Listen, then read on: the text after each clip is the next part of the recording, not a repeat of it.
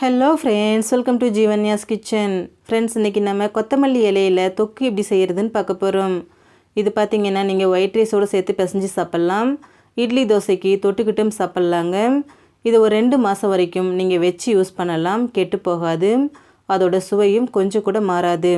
இது எப்படி செய்கிறதுங்கிறத பார்க்குறதுக்கு முன்னாடி நம்ம சேனல் ஜீவன்யாஸ் கிச்சனை மறக்காமல் சப்ஸ்கிரைப் பண்ணி பக்கத்தில் இருக்க பெல் சிம்பிளையும் கிளிக் பண்ணிக்கோங்க. இது செய்கிறதுக்கு நான் பெரிய கட்டில் 1 கட்டளவுக்கு மல்லி இலை எடுத்துகிட்டு நல்லா கழுவிட்டு பொடியை நறுக்கி எடுத்து வச்சுருக்கேன். இது மெஷரிங் கப்புன்னு பார்த்தீங்கன்னா 4 கப் அளவுக்கு இருக்குது. இப்போ ஒரு மிக்சர் ஜார் எடுத்துகிட்டு அதில் ஒரு 12 வரமிளகாய் சேர்த்துக்கிறேன். நீங்கள் உங்கள் காரத்துக்கு தகுந்த மாதிரி மிளகாய் சேர்த்துக்கோங்க. கூடவே ஒரு லெமன் சைஸ் புளியை ஒரு 20 நிமிஷம் ஊற வச்சு வச்சுருக்கேன், அதையும் சேர்த்துக்கிறேன். அடுத்ததாக இதில் நம்ம கட் பண்ணி வச்சுருக்கோம் இல்லைங்களா கொத்தமல்லி இலை, அதை சேர்த்துக்கிறேன். அடுத்ததாக இதில் 1/2 டீஸ்பூன் பெருங்காயத்தூள், 1/4 டீஸ்பூன் மஞ்சள் தூள், 2 டீஸ்பூன் அளவுக்கு கல் உப்பு சேர்த்துக்கிறேன். சேர்த்துட்டு இதில் கொஞ்சம் கூட தண்ணி எதுவும் சேர்க்காமல் நல்லா நைஸாக ஃபைன் பேஸ்ட்டாக அரைச்சிக்கலாம். பாருங்கள், நல்லா நைஸாக திக்காக அரைச்சி எடுத்தாச்சு. உங்களால் எவ்வளோ நைஸாக அரைக்க முடியுமோ அவ்வளோ நைஸாக அரைச்சி எடுத்துக்கோங்க. இப்போ இது அப்படியே இருக்கட்டும். இப்போது ஸ்டவ்வில் ஒரு கடாய் வச்சுட்டு அதில் 1/4 கப் அளவுக்கு எண்ணெய் சேர்த்துக்கிறேன். இதுக்கு எண்ணெய் கொஞ்சம் அதிகமாக சேர்க்கணும், அப்போ தான் ரொம்ப நாளைக்கு கெட்டு போகாமல் இருக்கும். நான் இன்றைக்கி நல்லெண்ணெய் சேர்த்துருக்கிறேன். நீங்கள் யூஸ்வலாக என்ன யூஸ் பண்ணுவீங்களோ அதையே சேர்த்துக்கோங்க.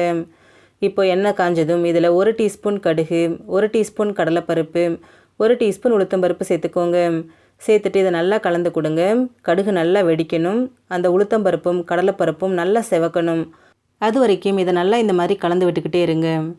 பாருங்கள், எல்லாமே நல்லா வறுபட்டு ஒன்று போல் செவந்து வந்திருக்கு. கடுகும் நல்லா பொரிஞ்சு வந்திருக்கு. இப்போ இதில் நம்ம அரைச்சி வச்சுருக்கிற மல்லி விழுதை சேர்த்துக்கோங்க. சேர்த்துட்டு ஒரு 3லேருந்து 4 நிமிஷம் ஸ்டவ்வை மீடியம் ஃப்ளேம்லேயே வச்சுட்டு நல்லா இந்த மாதிரி கலந்துக்கிட்டே இருங்க. நம்ம எல்லா பொருளையுமே பச்சையாக தான் அரைச்சி சேர்த்துருக்குறோம் இல்லைங்களா, அதனால் அந்த பச்சை வாசனை முழுமையாக போயிட்டு ஓரளவுக்கு நல்லா வேகணும். அது வரைக்கும் இதை நல்லா இந்த மாதிரி கலந்து விடுங்க. பாருங்கள், ஒரு 4 நிமிஷம் போல் ஆயிருக்கு. பார்க்கும்போதே நல்லா டிஃப்ரென்ஸ் தெரியுது. பாருங்கள், கலர் நல்லா சேஞ்ச் ஆகி வந்திருக்கு.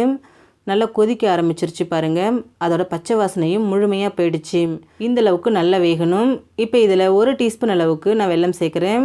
வெல்லம் முழுக்க ஆப்ஷனல் தான். உங்களுக்கு வேண்டான்னு நினச்சிங்கன்னா நீங்கள் ஸ்கிப் பண்ணிக்கோங்க. வெல்லம் சேர்க்கறதுனால உப்பு, காரம், புளிப்பு எல்லா டேஸ்ட்டையும் ஒரே மாதிரி ஈவனாக நல்லா பேலன்ஸ் பண்ணி கொடுக்கும். அதுக்காக தான். சேர்த்துட்டு ஒரு தடவை நல்லா கலந்துக்கோங்க. கலந்ததுக்கப்புறமா இது எண்ணெய் பிரிஞ்சு வர அளவுக்கு நம்ம குக் பண்ணணும். அதனால் இதை மூடி போட்டு ஒரு 15 நிமிஷம் லோ ஃப்ளேமில் குக் பண்ணுங்கள். இடையில திறந்து கலந்து விடுங்க.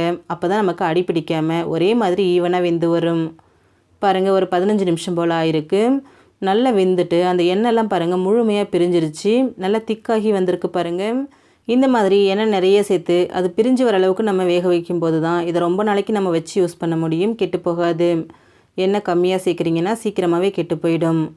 பாருங்கள், ரொம்ப பர்ஃபெக்டாக வந்திருக்கு. ரொம்ப டேஸ்டியான மல்லி இலை தொக்கு ரெடி ஆகிடுச்சு. ஃப்ரெண்ட்ஸ், நீங்களும் இந்த ரெசிபியை ட்ரை பண்ணி பாருங்கள். இந்த வீடியோ உங்களுக்கு பிடிச்சிருந்தா லைக் பண்ணுங்கள், ஷேர் பண்ணுங்கள், கமெண்ட் பண்ணுங்கள். ஜீவன்யாஸ் கிச்சனை சப்ஸ்கிரைப் பண்ணி பக்கத்தில் இருக்க பெல் சிம்பிளையும் கிளிக் பண்ணிக்கோங்க. அப்போ தான் நான் போடுற வீடியோஸோட நோட்டிஃபிகேஷன்ஸ் உடனுக்குடனே உங்களுக்கு வரும். தேங்க்யூ.